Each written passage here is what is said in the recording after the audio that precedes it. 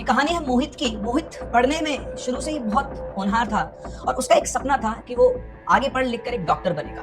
उसने बहुत मेहनत की, उसने नीट का एग्जाम क्लियर किया और एग्जाम क्लियर करने के बाद वो पहुंचा असम के मेडिकल कॉलेज में। तो सिलचर के मेडिकल कॉलेज में उसकी एमबीबीएस के लिए उसने एडमिशन लिया।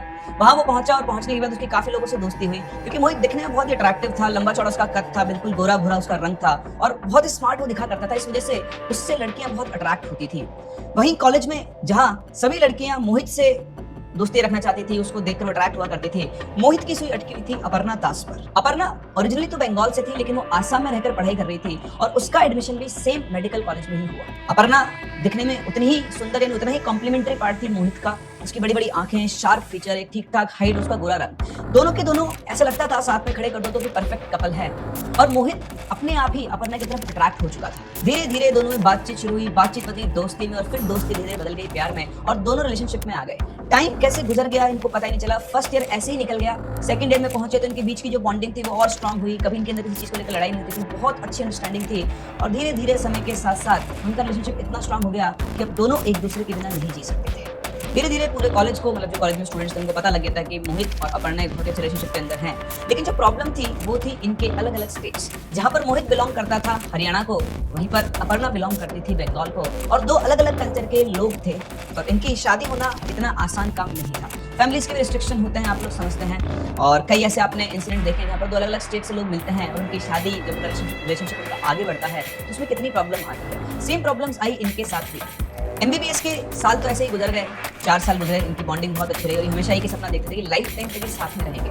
लेकिन वो 4 साल गुजरने के बाद इन लोगों ने डिसाइड किया कि अब तक तो पढ़ाई के नाम पर हम लोग रोज मिल लेते थे, अब जब ये प्रैक्टिस के लिए जाएंगे या पीजी करने जाएंगे, हो सकता है एक कॉलेज में पहुंचे ना पहुंचे, अब इनको अपने रिश्ते को कुछ ना कुछ नाम देना होगा। तो इन दोनों ने डिसाइड किया ये अब अपने घर वालों से बात करेंगे कि वो इनकी शादी की तरफ सोचे। शादी इनको अभी नहीं करनी थी, पर घर वालों की रजामंदी बहुत जरूरी हो गई थी। लेकिन इससे पहले कि अपर्णा अपने घर वालों को कुछ बता पाती, ये बात उड़ते उड़ते उनके फादर तक पहुंच गई। इनके फादर जो थे वो बजरंग दल से जुड़े हुए थे और एक अच्छी रेपुटेटेड पोस्ट पर वहां पर थे और इनके साथ जो कार्यकर्ता काम करते थे उन्होंने इनको आकर बताया कि इस तरह से आपकी बेटी का एक मोहित नाम के लड़के से अफेयर चल रहा है, जो कि हमारे स्टेट का नहीं है, ना ही वो बंगाल से, वो तो किसी और स्टेट का है। इनके फादर जो थे वो बहुत पॉजिटिव थे चीजों को लेकर, बहुत ही नैरो उनकी सोच थी कि भाई मेरी बेटी की अगर शादी होगी तो वो हमारे ही समुदाय के अंदर होनी चाहिए, है ना, मतलब बंगाली लड़का ही होना चाहिए और वो भी इन्हीं की कास्ट का होना चाहिए। तो बहुत स्ट्रिक्ट थे और जैसा कि आप सभी जानते हैं हरियाणा के लोग भी उतने ही ज्यादा स्ट्रिक्ट, इवन इनसे भी ज्यादा स्ट्रिक्ट होते हैं अपनी कास्ट को लेकर के। उनकी जो शादी होगी, लव मैरिज के केस में भी वो ये पहले तो मानते ही हैं और अगर मानते हैं तो सबसे बड़ी जो कंडीशन होती है उनकी सेम कास्ट की लड़की होनी चाहिए। तो यहाँ पर आप कह सकते हैं कि उत्तर और दक्षिण को या फिर पूर्व और पश्चिम को एक साथ लेकर आना था। और दूसरा,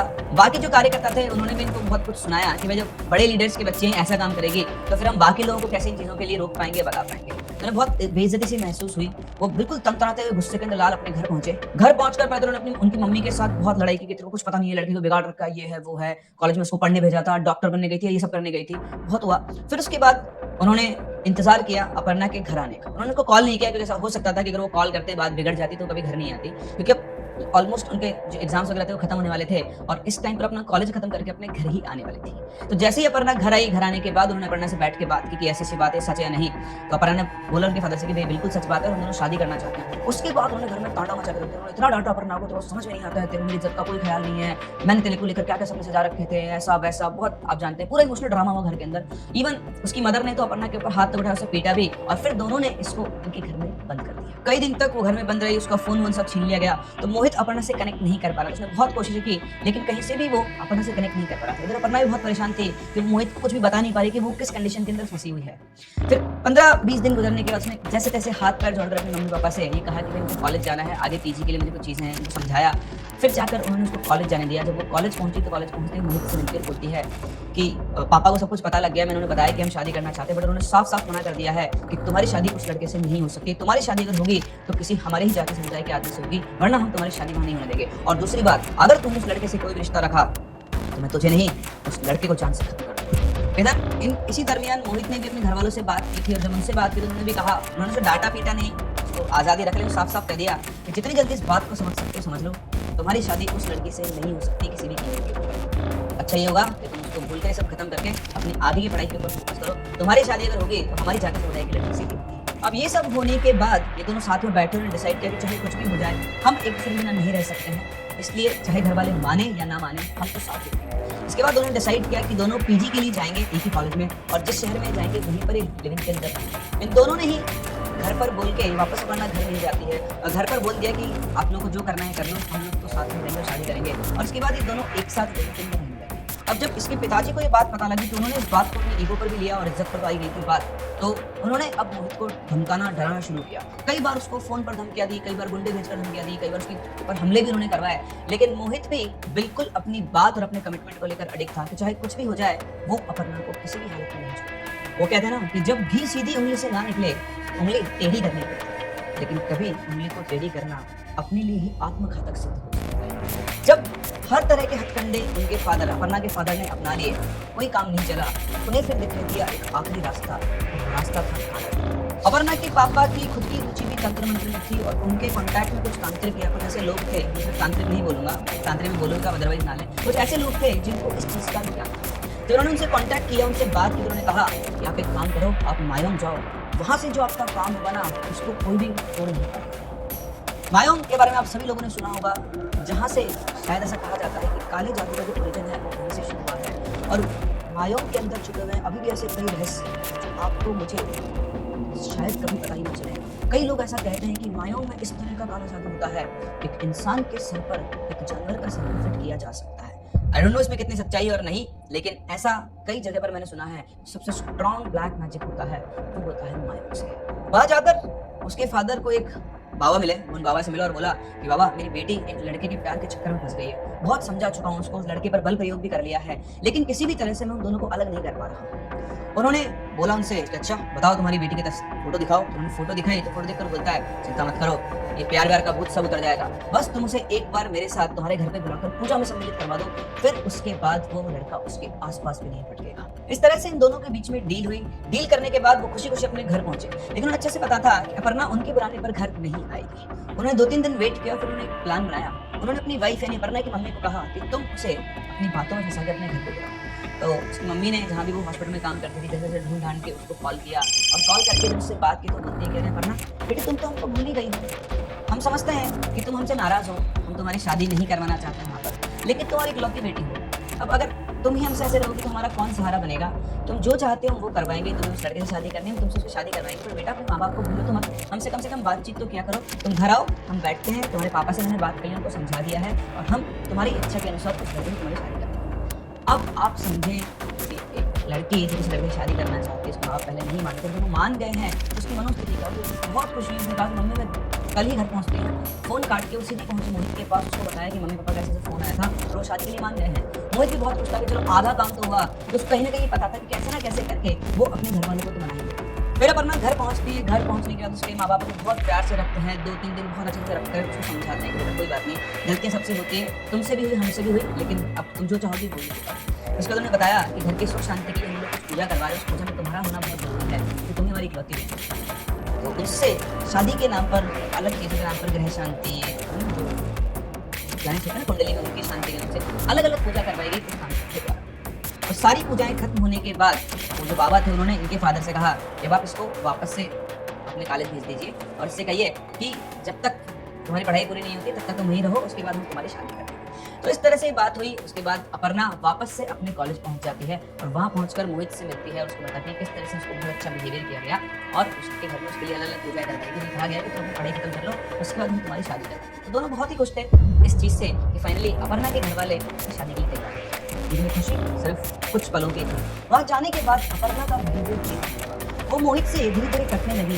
हर बात पर वो मोहित से झगड़ती थी। जहाँ पहले बीच में रत्ती भर झगड़ा नहीं होता था, अब हर छोटी छोटी बात को मोहित को पकड़ लेती थी, उससे झगड़ा किया करती। और जब भी मोहित उसके पास में आने की कोशिश करता, वो उससे कितना ही दूर होता। तांत्रिक का प्लान था कि इन दोनों के अंदर ही झगड़ा करवा कर दोनों को अलग कर देगा और शादी ऐसी कोई नौबत नहीं आएगी। इनके झगड़े लगातार बढ़ते जा रहे थे, लेकिन मोहित बहुत शांत था। वो हर झगड़े को सेटल कर देता था, वो कुछ भी कहती थी वापस जवाब नहीं देता था। लेकिन हद तो एक दिन हो गई जब अपर्णा ने डंडा उठाकर मोहित के सिर पर देखा। इन दोनों के बीच में किसी बात को लेकर झगड़ा चल रहा था और झगड़े के अंदर एकदम से अपर्णा इतनी गुस्से में आ गई, उसने पड़ोस में पड़ा हुआ एक डंडा उठाया, सीधा मोहित के सिर पर दे मारा। उसके सिर पर लगते हुए नीचे गिर गया और जब नीचे गिरने के बाद वो अपर्णा को देख रहा था तो उसने जब अपर्णा को गौर से देखा तो पता लग रहा था कि ये अपर्णा है ही नहीं। उसके अंदर पता नहीं वो पागल हो गई थी क्या, उसकी आंखें ये बड़ी-बड़ी आंखें हो गई थी और उस तरह हाफ रहती और गुस्से में मोहित को देख रही थी जहाँ आज वो मोहित को जान से मार देगी। सचिन को समझते हुए उसने अपर्णा को शांत किया। थोड़ी देर में जब वो शांत हुई तो उसे बैठा उसे लेकर और उससे वो पूछने लगा कि तुम्हें क्या हो गया है?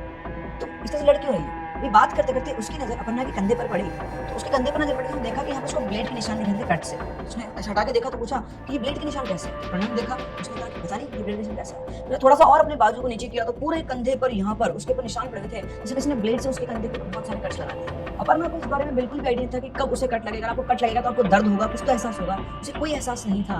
वो भागकर जाता है, फर्स्ट एड लाता है, उसमें डेटॉल लगा के उसके उन घावों पे लगाता है तो बहुत तेज चिल्लाती है। तो कहता है कि थोड़ा दर्द होगा लेकिन तुम्हें दर्द थोड़ी देर में राहत मिल जाएगी।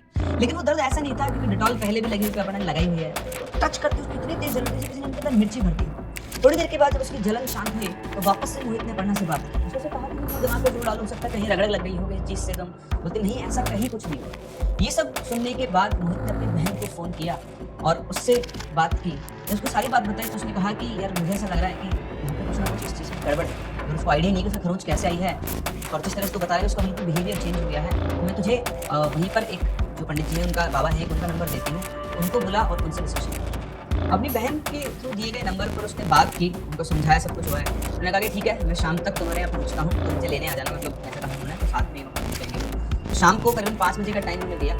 तो जब 5 बजे वो बाबा को लेकर उनको आया और वो घर में घुसे तो घर में जो अपर्णा थी अपने कमरे के अंदर सोई थी। तो उनके हाथ में एक जल था, चरणामृत जो भी आप उसे बोलते हैं, अलग तरह का अभिमंत्रण जल था। उसे पूरे कमरे में छिड़क रहे थे और छिड़कते जहाँ अपर्णा सोई थी उसके ऊपर उन्होंने पानी छिड़का। अब जैसे उन्होंने पानी उसके ऊपर छिड़का वो एकदम हो गई, एकदम से आदमी को आगे बनाने लगी। तो देखते ही मोहित के हाथ पर सपटा गई, ये क्या हुआ? उसने बोला कि ये आपने क्या कर दिया इसके ऊपर? तो बोलता है कि मैंने कुछ नहीं किया है, इसके ऊपर शायद किसी बुरी शक्ति का साया है इसी वजह से ये इस तरह से बिहेव कर रही है। उसके बाद मोहित थोड़ा शांत हुआ, उन्होंने कहा ये सब क्या है? बोलता है इसके ऊपर किसी ने कुछ ना कुछ किया हुआ है और वो जो भी कोई शक्ति उसने इसके पूरे शरीर के ऊपर कब्जा कर लिया है।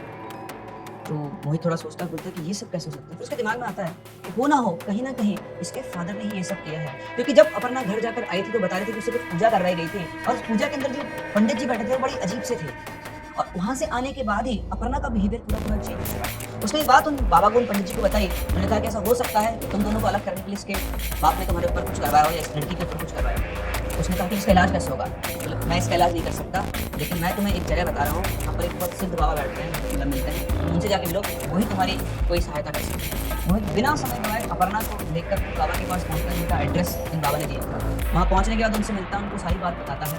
अभी अपर्णा बिल्कुल नॉर्मल थी। उसको बिठाते हैं और बिठाने के बाद वो बाबा उसे एक गिलास के अंदर पानी पीने को देते हैं। जैसे वो पानी पीती है, उस पानी पीते ही अपर्णा बैठे-बैठे बहुत तेज-तेज काँपने लग जाती है। उसको देखकर मोहित एकदम घबरा जाता है। वो बाबा से पूछता है, वो शांत करते हैं। उधर वो कुछ बिहेव नहीं कर रही थी, बहुत तेज कँप-कँपा रही थी, जैसे हिल रही थी बहुत तेज-तेज और वो कुछ ना कुछ बड़बड़ाई जा रही थी। वो क्या बोल रही थी किसी को भी समझ में नहीं आ रहा था। तभी वो बाबा उठते हैं और बोलते हैं, कौन है तू और इस बच्चे के शरीर में क्या कर रहा है? अपर्णा ने इस बात का कोई जवाब नहीं दिया। उसने कोई जवाब नहीं दिया तो उन्होंने वो पानी अपने हाथ में लिया, उसके शरीर के ऊपर ऐसे मारा और जैसे शरीर के ऊपर पानी मारा वो एकदम सीधी खड़ी हो गई और बोली हटाओ इसे, मुझे जलन हो रही है। ये सब बोल अपर्णा रही थी लेकिन आवाज किसी आदमी की थी। उसने बोला, मैं बस अपना काम करने आया हूँ। मैं इस लड़की को मार दूंगा और उसके बाद इस लड़की को अपने मालिक के पास छोड़कर वापस चला जाऊंगा। ये सुनकर मोहित को सारी कहानी समझ में आ गई कि जो सोच रहा था बिल्कुल वही है। उसके फादर ने ही ये सब कुछ करवाया है, लेकिन किससे करवाया है ये उसको पता नहीं था। उसने उन बाबा से पूछा कि सब करवाया किसने? तो बोला कि इसको पता करने में तो समय लगेगा, लेकिन अभी के लिए मैं इस लड़की के उसने कुछ रक्षा सूत्र बांधा और कहा कि अभी तुम इसे घर लेकर जाओ, इसका इलाज कैसे करना है तो मैं तुमसे बात करता हूँ, तुम कल वापस मेरे पास आओ। ये सब देखकर मोहित को समझ में आ गया था कि इतने दिनों से अपर्णा ये जो अजीब सा बिहेव कर रही थी उस सबके पीछे उसके पिताजी ही कारण थे। उसने फटाफट से अपनी दीदी को फोन किया क्योंकि उसे पता था कि उसकी दीदी और उसकी जिया जी के अलावा कोई भी उसके सपोर्ट में खड़ा नहीं होगा। उसकी दीदी को उसने फोन करके सारी बात बताई और उनसे कहा कि दीदी आप जितना जल्दी यहाँ पर आ सकते हो आप यहाँ पर आ जाओ। उसकी दीदी और उसके जीजू तैयार हुए आने के लिए, उन्होंने अपनी फ्लाइट्स वगैरह बुक की अर्जेंट के अंदर और वो पहुंच गए मोहित के पास। जब तक उसकी दीदी और उसके जीजू नहीं पहुंचते तब तक मोहित अपर्णा का ध्यान रखता है और वो पूरी तरह से ये इंश्योर करता है कि अब उसके और अपर्णा की किसी से कोई लड़ाई ना हो। वो जब अकेला रहना चाहती तो उसे अकेला छोड़ता, बस वो 24 घंटे उसके ऊपर नजर रख रहा था कि कहीं वो अपने आप को कुछ नुकसान ना पहुंचा ले। तो उसकी दीदी और उसके जीजू पहुंचते हैं उसके पास। उसके बाद वो उसके घर पे फोन करते हैं। जब उसके घर पे फोन करते हैं तो उनको मिलती है एक और खतरनाक न्यूज़। उन्हें पता चलता है कि अपर्णा के फादर की डेथ हो चुकी है। वो रात को अच्छे भले सोए थे और मिस्टीरियसली सुबह उनकी सिर्फ डेड बॉडी मिलती है। शायद उनको साइलेंट हार्ट अटैक आया था या फिर उसके पीछे कारण कुछ और था। ये न्यूज़ सुनकर वो वापस से उन बाबा को फ़ोन करते हैं, लेकिन जैसे ही वो उन बाबा को फ़ोन करते हैं, इन्हें मिलती है एक और खतरनाक न्यूज़। जी हाँ, आप बिल्कुल सही सोच रहे हैं, उन बाबा की भी मौत हो चुकी थी। जैसे ही वो फ़ोन रखकर इस बात को डिस्कस करते हैं, तभी उन्हें किसी की एकदम से हँसने की आवाज़ आती है। वो कोई और नहीं, पीछे बेड पर बैठी अपर्णा हँस रही थी, या ऐसा बोलो कि अपर्णा की बॉडी के अंदर कोई और हँस रहा था। उसकी हँसी की आवाज़ सुनकर मोहित भागकर अपर्णा के पास जाता है, उसका गला पकड़ लेती है, गला पकड़ के बोलती है, मेरे रास्ते में जो भी कोई आएगा मैं उसको मार दूंगा। रत्ना कहकर वो बहुत तेज हँसने लगती है। उससे कैसे करके उसकी दीदी और जीजू दोनों आते हैं, उससे अपर्णा से उसका हाथ गला छुड़वाते हैं, उसका थोड़ा कंट्रोल में आता है और उन्हें समझ नहीं आता कि उन्हें क्या करना है। उसकी दीदी वापस से कुछ लोगों को फोन करती है, उन्हें पता लगता है कि एक और बहुत सिद्ध बाबा हैं जो कि सिलचर के पास में ही रहते हैं और वहां पर इनको अपर्णा को ले जाना होगा। इस बार वो जैसे ही जाने की तैयारी करते हैं, अपर्णा वहां पर बिल्कुल फैल जाती है, उसको टस से मस करना भी मुश्किल होता है। तीनों के तीनों उसको उठाकर खींच कर ले जाने की कोशिश कर रहे थे और वो तीनों के तीनों पूरा दम लगाकर भी अपर्णा को अपनी जगह से हिला नहीं पाते थे। जब सब कुछ ट्राई उन्होंने कर लिया, उसकी दीदी के गले में एक लॉकेट था, वो लॉकेट निकाल के भगवान ने जैसे ही अपर्णा के गले में डाला, अपर्णा वहीं के वहीं बेहोश हो गई, जिससे उसकी बॉडी से एकदम से जान निकल गई। फिर उसके बाद उन्होंने अपर्णा को उठाया, गाड़ी में रखा और सीधे वो उन बाबा के पास पहुंचे जिनका एड्रेस इनके सिस्टर को दिया गया था। वहां पहुंचने के बाद उन्होंने अपर्णा को बाबा के सामने लिटाया, उनको सारी बात बताई कि कैसे अभी पिछले 2-3 दिनों में ही उनको 2 मौतों की न्यूज़ मिली, उनमें से एक बाबा वो थे जिन्होंने इसको ठीक करने की, इससे बातचीत करने की कोशिश की थी। कोई नॉर्मल इंसान होता तो शायद इस केस को लेने को मना कर देता, लेकिन जिनके पास ये पहुंचे थे वो भी अपने आप में बहुत ही सिद्धि प्राप्त पुरुष थे।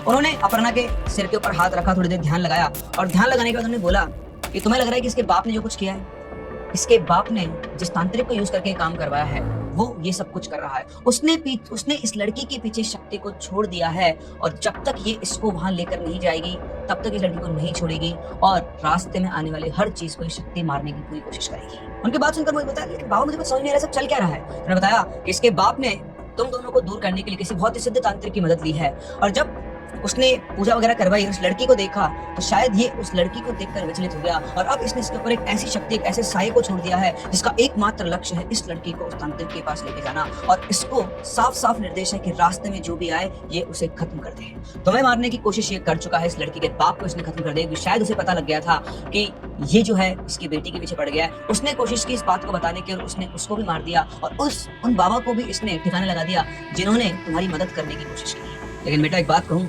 तुम्हारी जान अभी भी खतरे में है क्योंकि अब सबसे बड़ी बाधा तुम ही हो। उनकी बात सुनकर उसकी दीदी और उसके जीजू घबरा जाते हैं और वो क्योंकि उनको समझ में आ चुका था कि मोहित की जान अब खतरे में है। मोहित के सिस्टर उसे बहुत समझाती है कि तू उस लड़की को छोड़ दे, इस चक्कर तेरी जान चली जाएगी, लेकिन मोहित अपनी अपर्णा को छोड़ नहीं सकता था। कई बार समझाने के बाद भी उसने एक चीज बोली कि नहीं दीदी, मैं ऐसा नहीं कर सकता। आज को तुम कुछ लेना तो क्या जीजू तुमको छोड़ के चले जाएंगे और अगर छोड़ के चले जाएंगे दैट मीन्स वो तुम सच्चा प्यार नहीं करते हैं। तो बाबा के पास जाता और बोलता है कि बाबा आप ही कोई तरीका निकालिए अपर्णा को बचाने का। तो बाबा कहते हैं कि बेटा इसके शरीर के अंदर जो शक्ति है वो बहुत ताकतवर है, मैं अकेला इससे लड़ नहीं सकता हूँ, लेकिन मैं तुम्हें एक जगह बता रहा हूँ, तुम जाओ कामाख्या मंदिर और वहां पर जाकर तुम इन गुरुजी से मिलो, उन्होंने एक नाम बताया, वही तुम्हारी सहायता कर सकते हैं। हाँ, तुम वहाँ ठीक से पहुंच जाओ, ये रास्ते में तो परेशान नहीं करे। इसके लिए मैं तुम्हें कुछ ताबीज बना कर दे रहा हूँ, कुछ लॉकेट बना के दे रहा हूँ, तुम तीनों पहनना और इसको भी पहना के रखना। किसी तरह मोहित और उसके घर वाले वो रात काटते हैं और अगले दिन वो कामाख्या मंदिर जाने की तैयारी करते हैं। आज अपर्णा पहले से ठीक थी, ऐसा लग रहा था उसके शरीर से वो एंटिटी बाहर निकल चुकी है। जब उसको पता लगा कि उसके पीछे जब वो असिस्ट फॉर्म में थी तो उसके पीछे क्या क्या हुआ है, कैसे उसने मोहित को मारने की कोशिश की, कैसे उसके फादर की डेथ हुई और कैसे उसको बचाने में एक बाबा की जान भी जा चुकी है। लेकिन पूरे टाइम मोहित उसके साथ खड़ा था, अभी भी गाड़ी के अंदर दोनों साथ बैठे थे और ये लोग गाड़ी लेकर निकल चुके थे कामाख्या मंदिर पर। अभी करीब उन्होंने 50-60 किलोमीटर की डिस्टेंस कवर की होगी कि तभी अचानक से अपर्णा बहुत तेज तेज सांसें करना शुरू कर दी। उसको देख के मोहित पूछता, अपर्णा क्या हुआ तुम्हें? अपर्णा बस एक तक देखे जा रही थी और इस तरह से वो सांसें भरी जा रही थी। मोहित उसे बार बार पूछा, उसने कोई जवाब दिया। उसके बाद फिर उसने हाथ पैर चलाना शुरू किया और वो गाड़ी से बाहर कूदने की कोशिश कर रही थी। मोहित उसको पकड़ के बैठा हुआ था, कोशिश कर रहा था उसको पकड़ने की, लेकिन वो किसी की बस में नहीं आ रही थी। आगे उसके जीजू गाड़ी चला रहे थे और गाड़ी चला रहे थे, एकदम से उसका एक पैर उसके जीजू के सिर पे पड़ा, जिसकी गाड़ी का बैलेंस बदला और जैसे ही बैलेंस बिगड़ते ही गाड़ी साइड में जाकर एक पेड़ से टकरा गई। टक्कर इतनी तेज थी कि वहीं के वहीं इंस्टेंटली उसके जीजू और उसकी दीदी बेहोश हो गए और मोहित के सिर पे बहुत तेज चोट लगी थी, लेकिन उसकी बस आंखों से उसको धुंधला दिख रहा था और उस धुंधलेपन में सिर्फ अपर्णा दिख रही और एक झलक के बाद सब कुछ ब्लैकआउट हो गया। थोड़ी देर के बाद जब वापस से मोहित को शायद उसने देखा उसके दीदी और जीजू भी बेहोश पड़े हुए, उसने उनको हिलाया उठाया, सबके चोटें लगी हुई थी लेकिन कोई भी इतनी गंभीर चोट नहीं थी। उसने जैसे जैसे करके उन सबको बाहर निकाला और बाहर निकाल के उन सबने मिलकर अपर्णा को ढूंढना शुरू किया, लेकिन वहां पर अपर्णा का नामो निशान भी नहीं था। 3-4 घंटे तक वो उसे ढूंढ के थक गए, लेकिन अपर्णा को ये पता नहीं था। फिर गाड़ी रुकवाई, एक वो उसके साथ हॉस्पिटल गए, वहां जाकर उन्हें पुलिस कंप्लेन करवाई, लेकिन तब का दिन है और आज का दिन है, अपर्णा कहाँ गई किसी को भी नहीं पता। अपर्णा जिंदा भी है या नहीं ये भी वो लोग नहीं जानते। क्या वाकई में अपर्णा को वो शक्ति उस तांत्रिक के पास ले गई जिसके बारे में मोहित और उसकी फैमिली को कोई अता पता नहीं है। मोहित आज भी एक पेशेवर डॉक्टर, उसने शादी नहीं की है, वो आज भी अपर्णा की राह देख रहा है कि शायद उसकी अपर्णा वापस लौट कर आ जाएगी। लेकिन जो कुछ भी हुआ उसको देखकर लगता नहीं है कि अपर्णा कभी वापस लौट कर आ पाएगी। और इस तरह से मोहित और अपर्णा कभी भी एक नहीं हो पाए, क्योंकि जो अपर्णा के पिताजी थे उन्होंने चुना एक गलत रास्ता। वो कहते हैं ना कि जो खड्डा खोदता है वो उसी में सबसे पहले गिरता है। यहाँ पर उसके पिताजी ने एक गलत रास्ते को अपनाया। उन्हें लगा कि किसी इस तरह के आदमी से वो एक काला जादू करवा के अपना मकसद सिद्ध कर लेंगे और उस लड़के और अपनी बेटी को अलग कर देंगे। लेकिन उन्हें नहीं पता था जो गलत काम करता है उसकी नजर भी बुरी होती है। उसकी बुरी नजर टिकी उनकी बेटी के ऊपर, और इस वजह से ना सिर्फ उन्होंने अपनी बल्कि अपनी बेटी की जिंदगी को बर्बाद कर दिया। उनको अपनी जान से तो हाथ धोना ही पड़ा। लेकिन अपर्णा कहाँ गई कहाँ नहीं किसी को नहीं पता। आज उसकी माँ अकेली रह गई है। शायद उसके पिता की आत्मा को अभी तक मुक्ति नहीं मिली होगी और वो भी बेचैन होकर घूम रही होगी, अपनी बेटी को ढूंढ रही होगी।